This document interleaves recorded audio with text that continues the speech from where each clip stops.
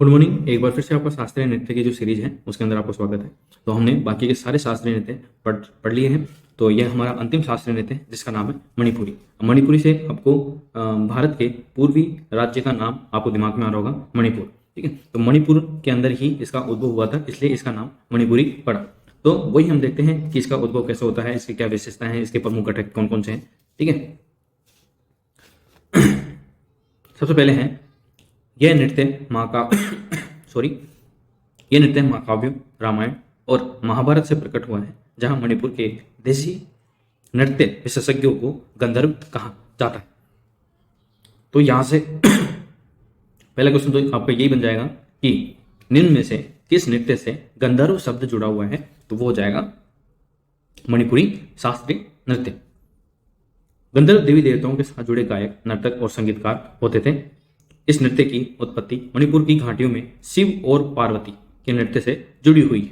तो अगर आपसे क्वेश्चन पूछा जाए कि निम्न में से किस शास्त्रीय नृत्य की जो उत्पत्ति है मणिपुर की घाटियों में किससे जुड़ी हुई है, तो वो शिव और पार्वती से जुड़ी हुई है। ठीक है, तो ये आपको ध्यान रखना है कि इस नृत्य की उत्पत्ति मणिपुर की घाटियों में शिव और पार्वती के नृत्य से जुड़ी हुई है। नेक्स्ट है इसका उद्भव। तो इसका उद्भव 20वीं शताब्दी में रविंद्रनाथ टैगोर के प्रयासों से इस नृत्य शैली की लोकप्रियता में वृद्धि हुई। उल्लेखनीय है कि इस दौरान रविंद्रनाथ टैगोर ने शांति निकेतन में इसे प्रचलित किया था।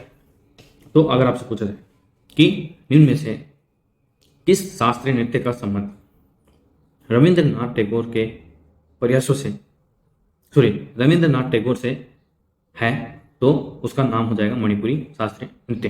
इन्होंने रविंद्रनाथ टैगोर ने शांति निकेतन में इसे प्रचलित किया।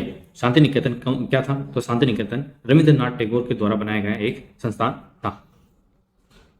फिर 15वीं शताब्दी में वैष्णववाद के आगमन के साथ राधा और कृष्ण के जीवन पर आधारित रचनाएं प्रस्तुत की गई।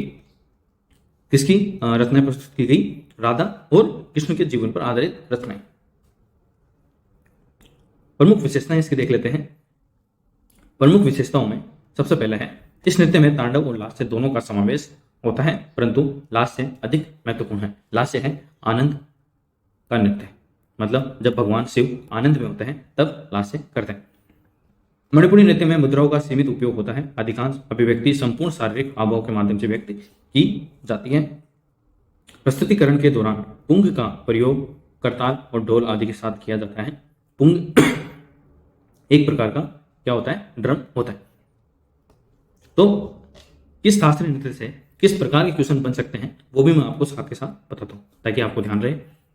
अब जैसे यहां से क्वेश्चन ये बन सकता है कि किस शास्त्रीय नृत्य में एक प्रकार का जो वाद्य यंत्र है वो बजाया जाता है, जिसको ड्रम भी कहा जाता है, उसका नाम क्या है? तो उसका नाम हो जाएगा पुंग। ठीक है, साथ में इस शास्त्रीय नृत्य में कामुकता के बजाय भक्ति पर ध्यान केंद्रित करना इस नृत्य की एक अनोखी विशेषता है। रासलीला, संकीर्तन और थांगटा मणिपुरी नृत्य के सबसे लोकप्रिय विषय है। नागाबाद्रा मुद्रा का एक महत्वपूर्ण आसन है, जिसमें नर्तकी का शरीर 8 के आकार में वक्रता के माध्यम से जुड़ा हुआ होता है। दो क्वेश्चन यहां से बन सकते हैं। एक तो निम्न में से किस शास्त्रीय नृत्य में 8 के आकार का शरीर को 8 के आकार में मोड़ा जाता है, तो वो है मणिपुरी शास्त्रीय नृत्य। और किस शास्त्रीय नृत्य में नृत्य करते समय कामुकता के बजाय भक्ति पर ध्यान केंद्रित किया जाता है, तो वो भी मणिपुरी शास्त्रीय नृत्य है। इसके अंदर रासलीला, संकीर्तन और थांगटा मणिपुरी नृत्य के सबसे लोकप्रिय विषय है। अब ये खांसी है कि जा नहीं रही है, हम जाते सी जाएगी बोला भी नहीं जाता। फिर इसके जो प्रसिद्ध कलाकार हैं वो हैं कौन कौन? एक तो गुरु विपिन है और एक है बिंबावती देवी। तो ये दोनों का नाम आपको ध्यान रखना है। आई होप आपको ये शास्त्रीय नृत्य अच्छा लगा होगा, और ये सीरीज आपको कैसी लगी आप मुझे कमेंट बॉक्स में बता सकते हैं, क्योंकि सारे शास्त्रीय नृत्य हमने कर लिए हैं। अब वो कौन सा रह गया आप मुझे कमेंट बॉक्स में बता सकते हैं। Thank you so much.